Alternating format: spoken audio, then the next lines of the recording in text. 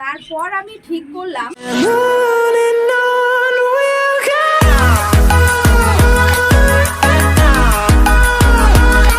নমস্কার বন্ধুরা, আজকে আবার চলে এলাম নতুন একটা ভিডিও নিয়ে।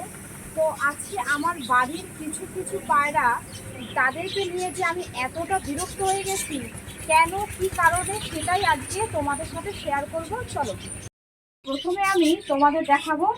এই যে মুখে সাদাটা রয়েছে, এটা হচ্ছে মেয়ে। এর সাথে এটা আমি অনেক দূর থেকে খুঁজে খুঁজে আমি এটা মেয়েটাকে এনেছি। দেখো এখানে এর সাথে আর এই যে রয়েছে লাল জেদ্দাটা, এর সাথে আমি জোড়া দেব বলে ঠিক করেছি। এদের দুজনাকে যখনই আমি দেখো আলাদা করে দিই, এখানে আমার আলাদা আলাদা করে খোপ রাখা আছে, যখনই আমি আলাদা করে দিই তখন এই ছেলেটা ডাকা বন্ধ করে দেয়। আর যখন ডাকা বন্ধ করে দেয় তারপরে যখন ছেড়ে দিই, আর এই লাল জেদ্দাটা কি করবে, এই সাদাটার সাথে জোড়া নিয়ে বসে থাকবে। দেখো এই জিনিসটা আমি কিছুতেই মানতে পারছি না। এইভাবে চলছে মোটামুটি তোমার 1.5 মাস ধরে। আর এইখানে দেখো মেয়েটা এর সাথে জোড়া নিয়ে বসে আছে। এদের দুজনকে আমি কিছুতেই আলাদা করতে পারছি না।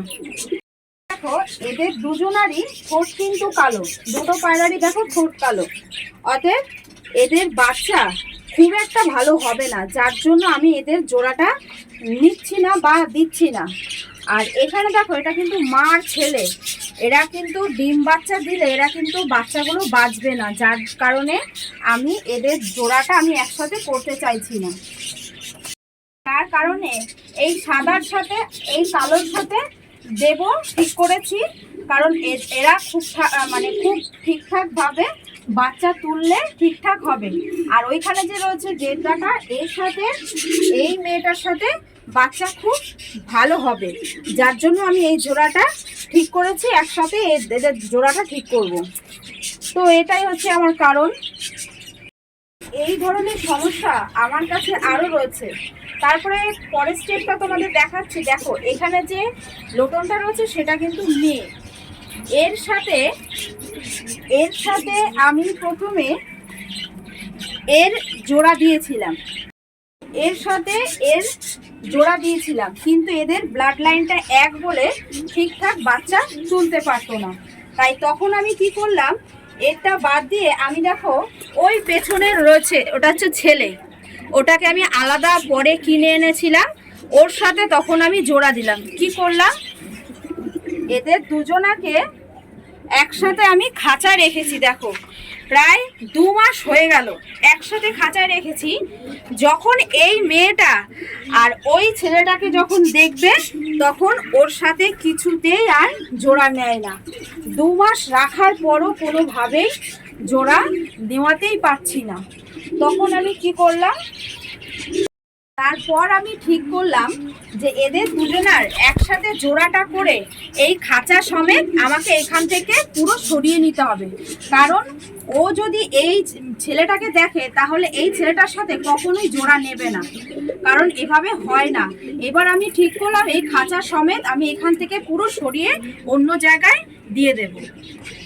এখানে যে একজোড়া রয়েছে এরও অনেক গল্প আছে, কারণ দেখো এদের আমি একভাবে 2 মাস রেখেছি, তবুও জোড়া নিচ্ছে না। যখনই আমি মেয়েটাকে বাইরে ছেড়ে দিই তখন মেয়েটা এই কালোটার সাথে জোড়া নিয়ে নেয়। এবার মজার ঘটনা শোনো, যখন আমি এদের দুজনাকে জোড়া করতে যখন আমি আটকে রাখি, দেখো এদের দুজনার জোড়াটা এত সুন্দর, এদের ডিম বাচ্চা হলে এত সুন্দর হবে তোমরা বুঝতেই পারছো। এদের বাচ্চা দেখার জন্য আমি খুব ব্যস্ত হয়ে গেছি। আর দেখো এরা কিছুতেই জোড়া নিচ্ছে না। আর তারপরে দেখো অটোমেটিক কি করবে, এই কালোটা এই লালটার সাথে জোড়া নিয়ে নেবে। কি অবাস্তব ঘটনা। দেখো এখানেই কিন্তু শেষ হয়নি, এরপর আরো গল্প আছে। দেখো যখন আমি এই লালের সাথে আর এখানে যে লাল রয়েছে এর সাথে যখন আমি জোড়া দিয়ে খাঁচার মধ্যে ভরে রাখি, তখন কি করবে, এরা জোড়া নেয় না, ঠিক আছে।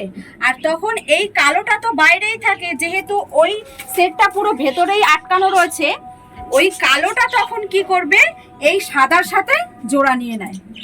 কিন্তু তাতে আমি পুরো বিরক্ত হয়ে গেছি, পাগল হয়ে যাচ্ছি এই সেটিংগুলো একসাথে করার জন্য। সেটা আমি কিছুতেই পারছি না। এবার বলো, তোমরাই আমাকে কমেন্ট করে জানাও যে এটা আমি এখন কি করব। দাদা ভাই আমাকে কমেন্ট করে বলছে যে দিদি ভাই দেখো ওখানে যে লাল মুক্তিটা আছে সেটার কথা বলছে, যে এই পায়রাটা আমার। আশা করি তোমরা বুঝতে পারছো যে এই পায়রার ভিডিওটা আমি আগেও তোমাদের দেখিয়েছিলাম, তো তোমরা দেখেছো পায়রার ভিডিওটা। তো আমি তাকে বলছি যে তুমি যদি সঠিক প্রমাণ দিতে পারো যে এই পায়রাটা তুমি কোথা থেকে কিনেছো, বা এই পায়রাটা আমার বাড়িতে ছিল সেই ভিডিও আমার কাছে আছে, তুমি যদি সঠিক প্রমাণ দিয়ে নিয়ে যেতে পারো অবশ্যই আমি দিয়ে দেব। তো আমি এই পায়রাটা দিয়ে দেওয়ার জন্যই আমি ভিডিওটা বানিয়েছি। তো এই ধরনের পায়রা আমার বাড়িতে উড়ে এসেছে, তো এরকম ধরনের ভিডিও আমি আগেও করেছি, প্রমাণ দিয়ে তাকে আমি পায়রাটা রিটার্ন করে দিয়েছি।